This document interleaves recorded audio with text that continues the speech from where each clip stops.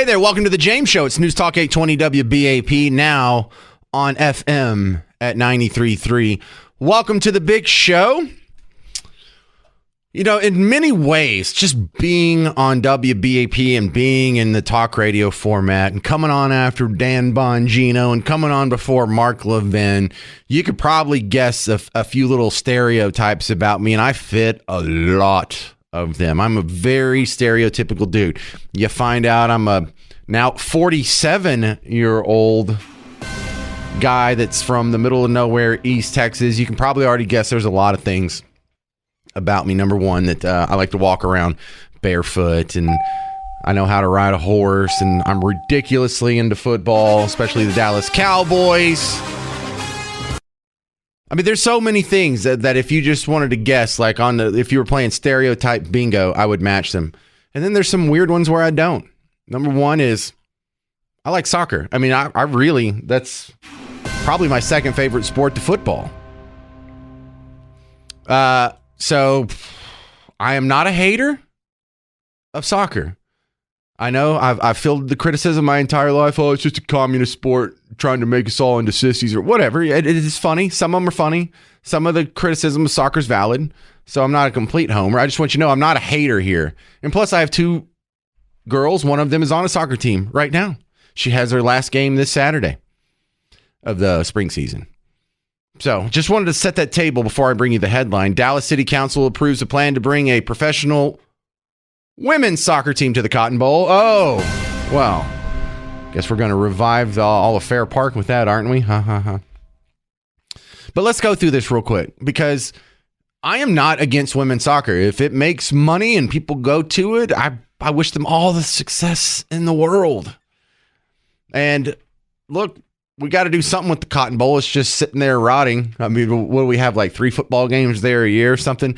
So the Dallas City Council approving a plan. In fact, the plan was just approved earlier today. So it happened on my birthday.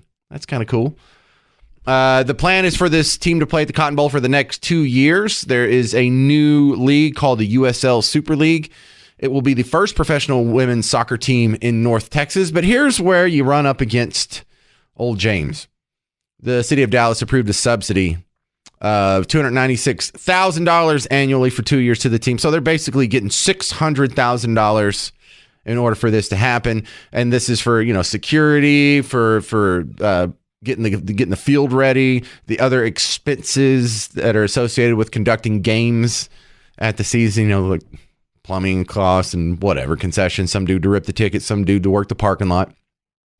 So we're fronting it. We're subsidizing it.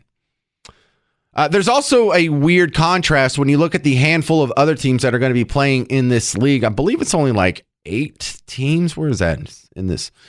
And then they're going to expand to 16 teams over the next few years. They already have this laid out. And listen, I hope it works.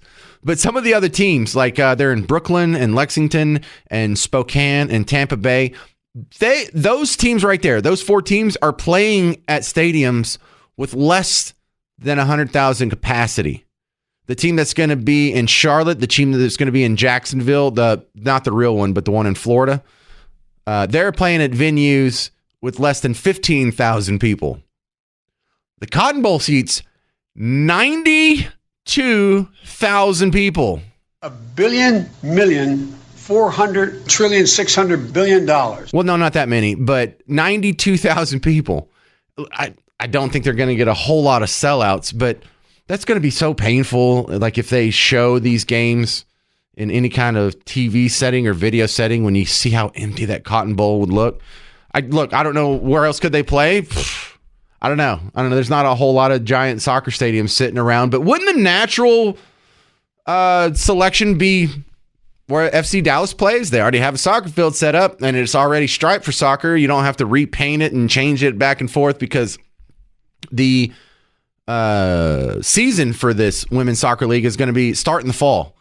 So they're going to have to overlap with some football games, the 4 or 5 football games we might have there at the Cotton Bowl. So they're going to have to repaint them and all that good stuff. But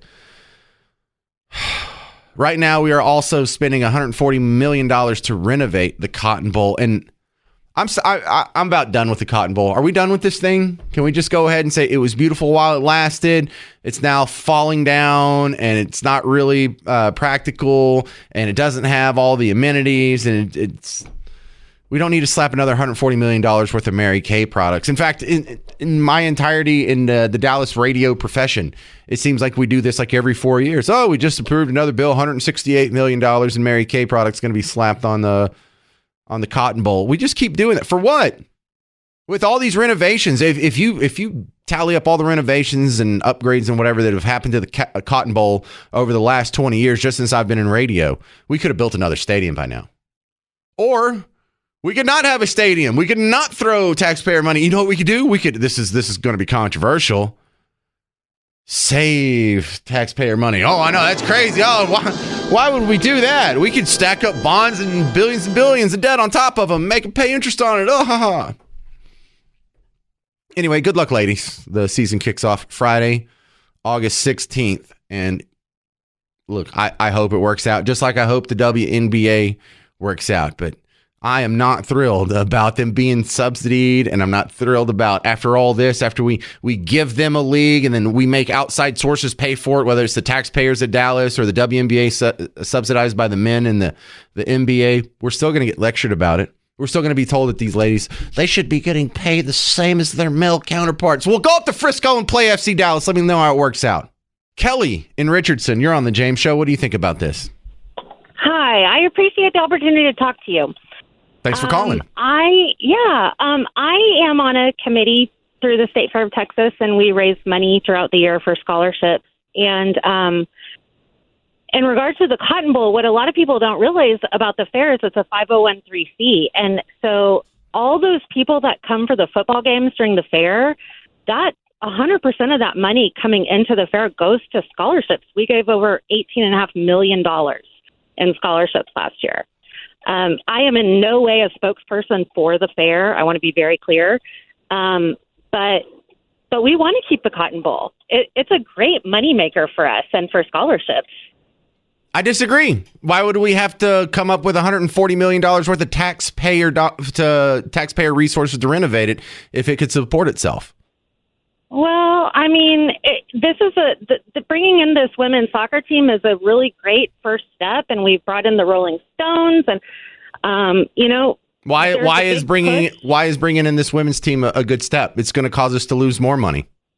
Well, because hopefully it's going to generate more interest in other teams wanting to play at the Cotton Bowl. I think it's a good first step. I mean, I totally understand where you're coming from, but I think that in the long run, I think this could be a good thing for Dallas. But why would that be a good thing if it brought in more teams? What if these other teams are also losing money? We're just stacking on burdens onto the taxpayers, and we're throwing resources down the toilet. And think of how many scholarships you could have given away instead of maintaining the Cotton Bowl with $140 million worth of renovations if that went to scholarships instead. That'd be like a decade worth of scholarships that you guys give out. And the fair would still be fine. The fair could do its thing, and they could still raise money without the Cotton Bowl part. Maybe they make a few less bucks because they don't host the Red River Shootout or the Classic or whatever. But I think these are all money losers, and I think there's a sentimental attachment that is causing people to not think clearly. Well, there's definitely a sentimental attachment, but the kids that get the scholarships to the fair, they earn them. They're not just given a scholarship. They do it through really hard work. Right, but how does a women's soccer team help that? That doesn't help that. In fact, that makes it harder because it takes resources away that could otherwise be used for scholarships. Well, the potential just for in the future, I think, is something to keep in mind. So I appreciate your point of view, but I think that there's another side to the coin. Yeah, well, I think you're a really nice lady, and probably more people agree with you on this one. So thanks for calling in, Kelly. I appreciate it. Thank you for having me. I appreciate it. Yeah, thank you. Yeah, and look, I wish them well. I hope I'm proven wrong. Just haven't been proven wrong very often in these subsidies. And just generally speaking, I think it's a horrible idea for taxpayers to subsidize any sports stadium, especially if they're making money, especially if they can afford to do it themselves. There are privately financed stadiums in the NFL. There are privately financed stadiums in other leagues. It doesn't have to be a burden to the taxpayer in order to keep a franchise around here. But again, I see the surveys. I think I'm in the minority on this. I'd like I would like the Cotton Bowl to stay there forever. I would like to be there in 2,000 years, just like the Roman Colosseum is. But in the meantime, I also think there's something better we could do with that land. Maybe, I don't know, progress? Maybe improve it a little bit? Or not, it'd probably be gentrification. I take it all back. It's the James Show. News Talk 820 WBAP, now on FM at 93.3.